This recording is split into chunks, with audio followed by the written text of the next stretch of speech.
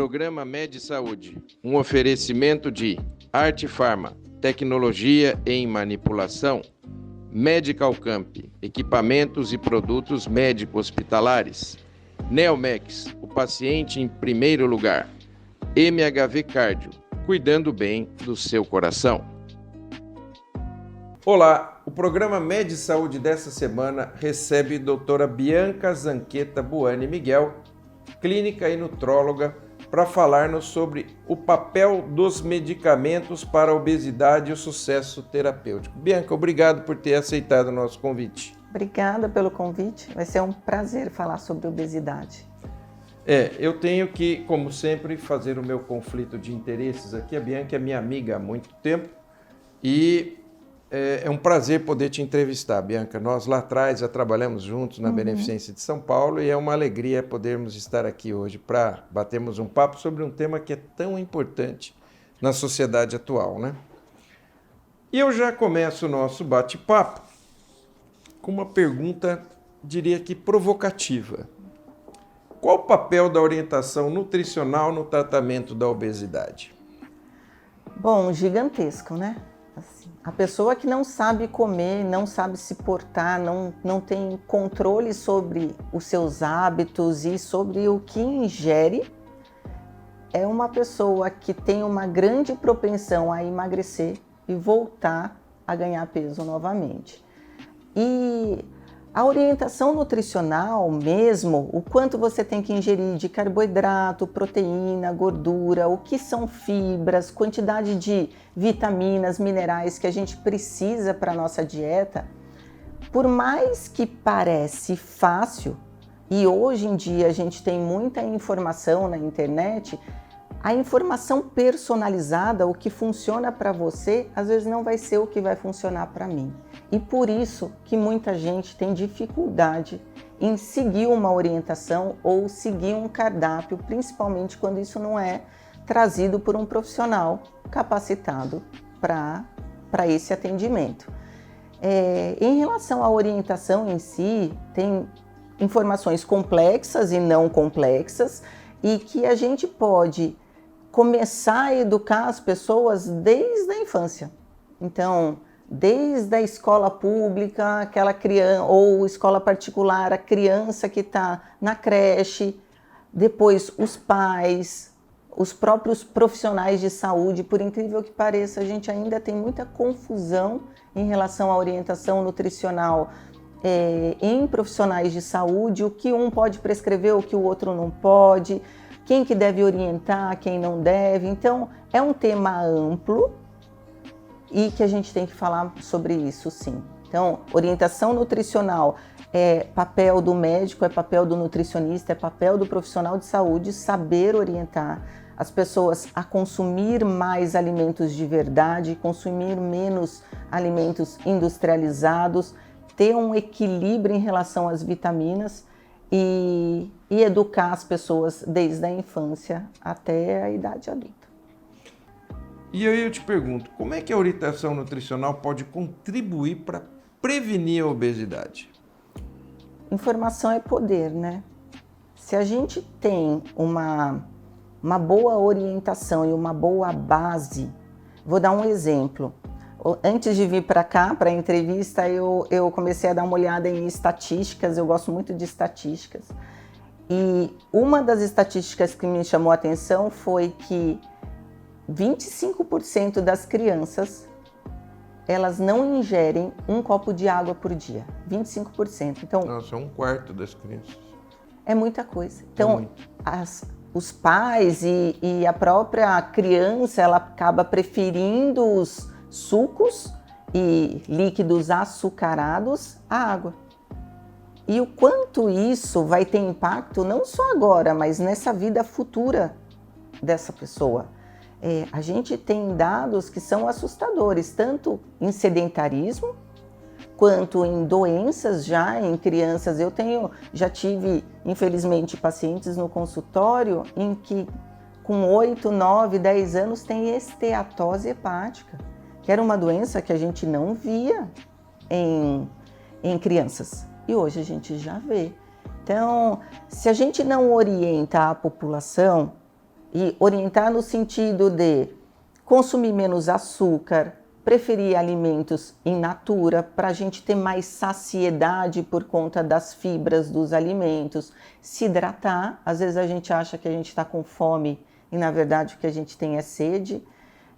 Cuidado com o horário das refeições, não trazer a refeição como um método de fuga para estresse. Isso é uma coisa que a gente faz muito, a gente está muito sobrecarregado com nível de estresse, a gente trabalha muito, rede social distrai e você acaba não prestando atenção no que você está comendo. Então, são tantos fatores e você foi muito feliz em dizer que a gente tem um grande desafio em relação à obesidade e sobrepeso, porque a sensação que a gente tem é que a gente está falhando. A sensação médica. E no último congresso de obesidade nos Estados Unidos, o diretor do congresso iniciou o congresso falando exatamente nisso. A gente trata uma doença tão difícil de tratamento que é a obesidade como se fosse uma coisa fácil. E não é. Tratar a obesidade, arrumar, educar a população em relação ao que é saudável e o que não é saudável, é muito difícil. Mudar hábito é difícil. É difícil. Né?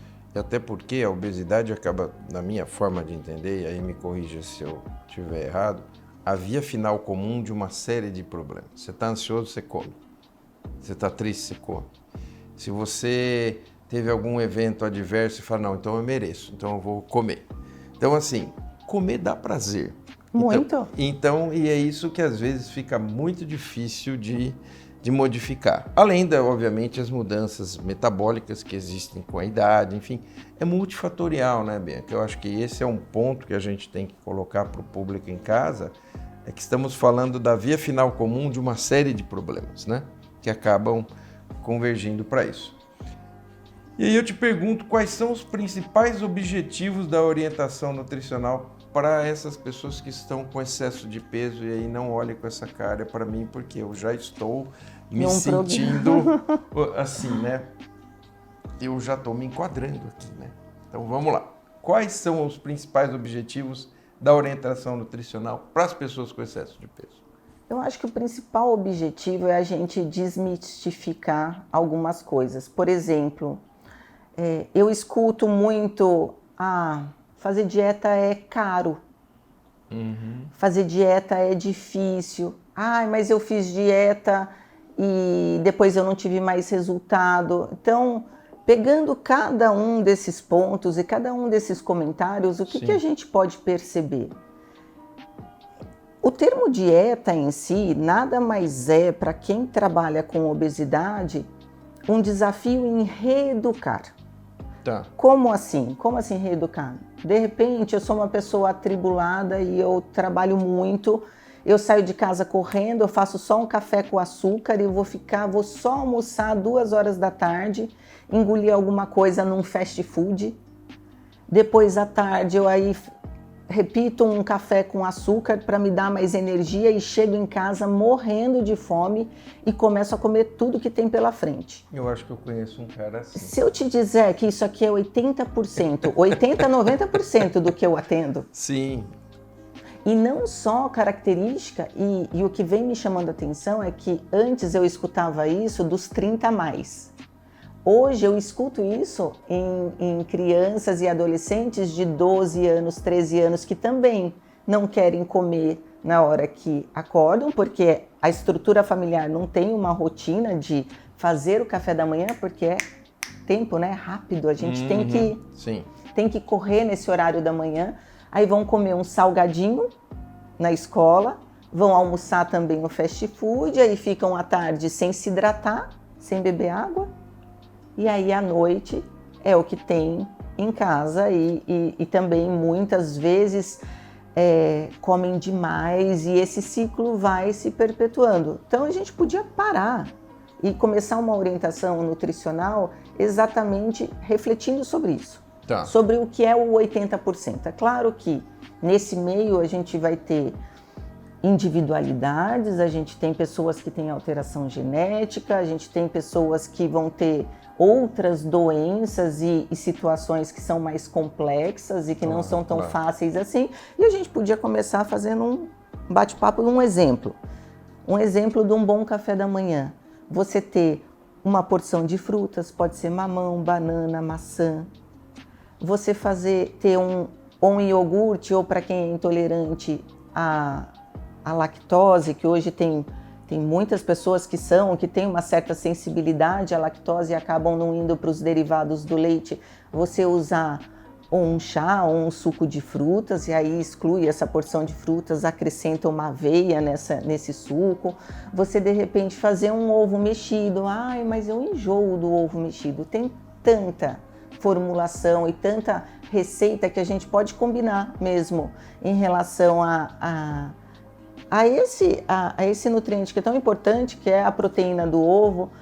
Mas eu quero um pão integral com um queijo branco, por exemplo. Então, você começar seu dia te dando nutriente é uma coisa que já vai para aquelas pessoas que têm uma predisposição a ter compulsão alimentar. Você iniciar seu dia comendo uma boa qualidade de café da manhã diminui essa compulsão alimentar no período noturno. Certo. Fazer ou não o lanche é controverso. Existem linhas que falam para a gente comer de 3 em 3 horas, existem linhas que já falam que se você fizer adequadamente o café, o almoço e o jantar, você não precisaria ficar fazendo os lanches intermediários.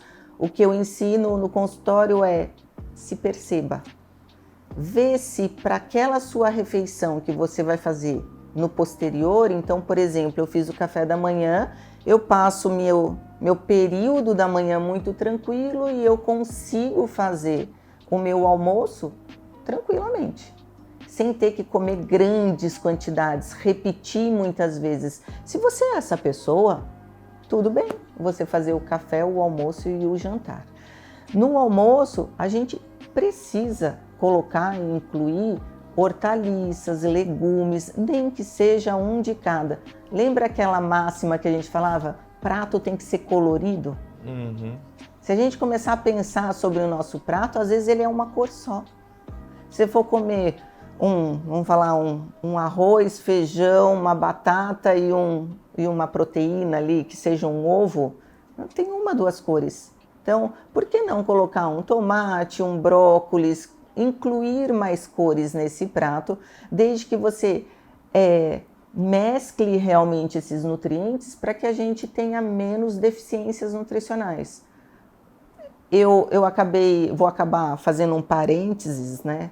O que eu vejo muito no consultório é pessoas que nutricionalmente são desnutridos. São pessoas que estão acima do peso, mas que estão do micronutriente, vitaminas, minerais deficientes de micronutrientes. Quer dizer, ele está acima do peso e não está bem nutrido. Uma Exato. Coisa não quer dizer necessariamente a outra. A outra. E no jantar, a gente tentar ter o jantar com menos carga energética, até porque, assim, se a gente come muito antes do horário de dormir, aquela digestão vai atrapalhar o seu processo de descanso. Pelo menos você aguardar umas 2 horas depois do seu jantar para você deitar, para não ter menos episódio de refluxo, para ter um sono mais tranquilo. E nesse período da noite, para quem gosta de alimentos, por exemplo, sopa, uma salada com grelhado, você tentar equilibrar essa sua refeição, principalmente a da noturna, para que você não vá tão pesado para a cama. É uma orientação básica. Bianca, mas eu vou almoçar meio-dia, só vou jantar às 7 horas da noite. Aí entra um lanche da tarde, para você conseguir fazer essa refeição noturna com mais tranquilidade. Estamos com a doutora Bianca Buani falando sobre as possibilidades terapêuticas dentro do tratamento da obesidade. Tá bacana? Não sai daí. Voltamos num minuto.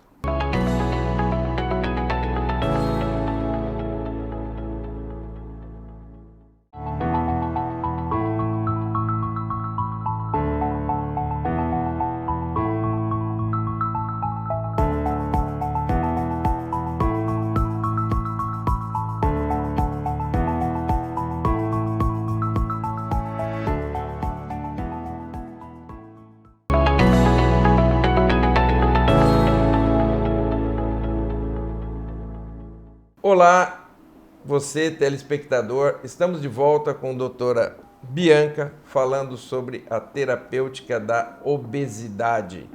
O programa está sensacional. E agora, nesse segundo bloco, eu vou fazer uma pergunta bem legal aqui para você, Bianca.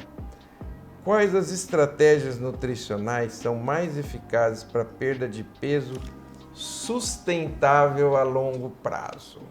Essa é a pergunta de milhões. Exatamente, olha aí. Ela já pegou a minha...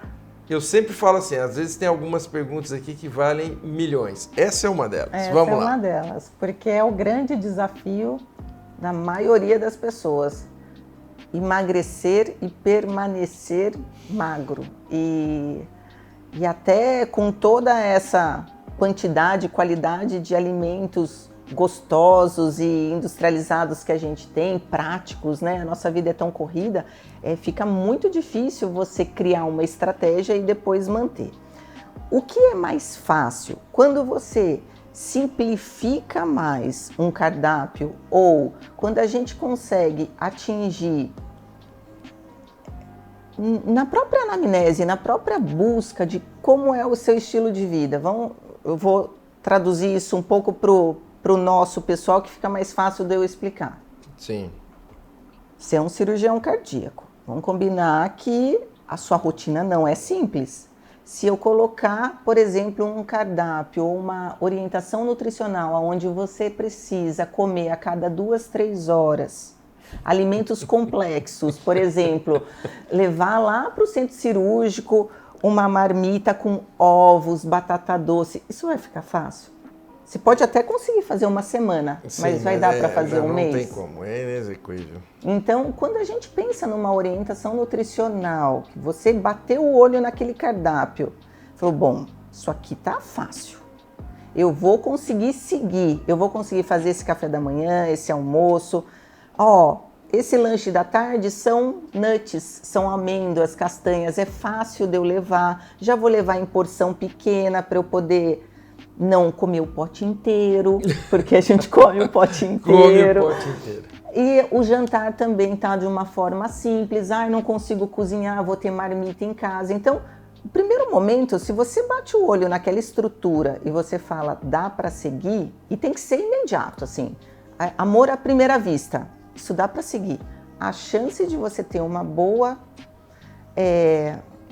evolução e manter-se nessa orientação por mais tempo é maior. O que é mais difícil, eu vejo até com os nutricionistas que trabalham comigo, as pessoas enjoam muito rápido das estratégias. Quem consegue enjoar menos é que tem mais sucesso. Tá. Por exemplo, eu sou muito monótona na minha alimentação. Eu como quase sempre a mesma coisa há muito tempo. Se você me perguntar, mas Bianca, você não enjoa? Essa mesma coisa tá dando certo, né, Bianca? Mas é porque você tá magrinha, né? Eu não enjoo. Então, o meu ovo mexido, você fala, Bianca, você enjoa do ovo mexido? O dia que eu enjoo, eu não fico me preocupando tanto. Eu mudo. Mas para o outro dia eu já retomo. Por quê? Quando a gente faz alguma coisa por mais de 15 dias, 3 semanas, a gente começa a ensinar nosso sistema nervoso central que aquilo é um padrão. E nosso sistema nervoso central funciona bem com padrão, que é o que a gente chama de hábito. Então, quando você transforma isso em hábito, a chance de você conseguir manter uma orientação nutricional por mais tempo e não ficar oscilando é maior. Outro ponto importante para a gente ter, né, na pergunta de milhões, que a gente não pode deixar de pensar, as recompensas, os períodos em que a gente tem de confraternização, eu vou receber um prêmio, vou lá num jantar, vou deixar de comer? Vou visitar minha avó, que de repente eu não vejo há tanto tempo a minha avó, ela fez um bolo para mim, não vou comer o bolo? Vou. Então, esses períodos em que a gente tem de refeição livre, escuta, livre, não é lixo, porque existe essa Existe uma diferença entre o livre e o lixo. As pessoas falam, refeição lixo, odeio. Quando a gente fala assim, não é uma refeição livre. A refeição livre, ela não pode ser a regra, ela precisa ser a exceção. Eu sei que para um cardiologista falar isso é um pecado, né? Mas Mas é pela sua rotina. então, o estilo de vida de cada um, né? E aí cada um encontra as possibilidades e que tipo de atividade pode ou não desenvolver, mas eu também tenho que reconhecer que isso também é uma questão de prioridades. Quanto você quer realmente que aquilo passe a fazer parte do seu dia a dia. Quanto você está disposto a abrir mão de algumas coisas para incluir dentro da tua rotina. Você não acha isso? Um pouco assim, olhar como uma prioridade, uma necessidade para a manutenção do peso? Eu acho perfeito. Sabe que em um dos cursos que eu já fiz alguns cursos em relação a essa parte de programação mental, o quanto que a gente pode ajudar as pessoas a reconhecer o que a gente pode ajustar nessa rotina. E em um dos cursos o professor virou e falou assim, faz um cartão, vamos fazer os prós e contra estar no peso que você está. Aí eu fiquei pensando, falei, pró? Como assim é bom a gente estar acima do peso? A gente está tão condicionado a pensar só no, eu vou diminuir a chance de ter doença cardiovascular, doença diabetes, hipertensão arterial, mais de 20% de câncer a gente diminui estando no peso adequado, 20 tipos, né, subtipos.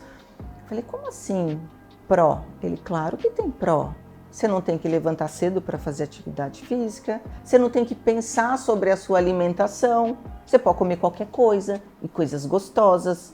Você pode chegar em casa cansado, sentar no sofá, ligar de repente o programa que você gosta. Isso é a parte boa de você não se preocupar com o seu peso. E me chamou isso a atenção. Eu falei, poxa, eu nunca parei para pensar ou nunca questionei uma pessoa num atendimento em relação ao o que sustenta ela numa alimentação às vezes mais gordurosa. Tenho pacientes que adoram comer fast food todo dia à noite. Ou é pizza, ou é lanche, ou de repente é comida chinesa que tem muito condimento. Aí você fala, o que leva? Então, a gente tentar identificar isso e ir cuidando, que é o comportamento ligado ao alimento, aí é diferente de hábito, é mais o alimento como conforto. A gente precisa saber tratar disso também e falar sobre isso. Porque senão depois, se eu não pegar a raiz do problema, eu não consigo tratar essa pessoa. Enxugando gelo, né? Sim. Aí você vai ter resultado. Mas você, 1, 2, 3 meses depois, você volta ao peso anterior. E é muito comum na rotina de consultório esse efeito sanfona? Como a gente trabalha em equipe multidisciplinar, então eu trabalho geralmente com o educador físico e com a nutricionista. E eu vou medicar ou não a pessoa de acordo com o IMC e a característica do comportamento alimentar e os exames laboratoriais. Então, a gente encara a medicação sempre como um empurrão inicial, mas não como o tratamento completo. Se a gente não encarar o tratamento da obesidade com esses pilares, e às vezes eu preciso da psicóloga também, para os mais obesos e para as pessoas que têm acima de 110, 120 quilos, se ele não for alto, né? Se não for uma pessoa alta, eu vou precisar de uma terapia comportamental junto. Quando a gente consegue fazer um bom trabalho em equipe multidisciplinar, essa pessoa tem mais sucesso na manutenção do peso do que se a gente faz tratamento isolado. Estivemos aqui com a doutora Bianca Buani num bate-papo delicioso falando sobre obesidade. Bianca, eu quero agradecer muito a sua presença no programa Med Saúde. Obrigada. Foi extremamente esclarecedor para o nosso público. Esse bate-papo acho que traz informações e traz um conteúdo extremamente rico. Muito obrigado por participar do Med Saúde. Obrigada. É isso aí, Med Saúde, o seu encontro semanal com a saúde. Canal 25 ou 525 NET.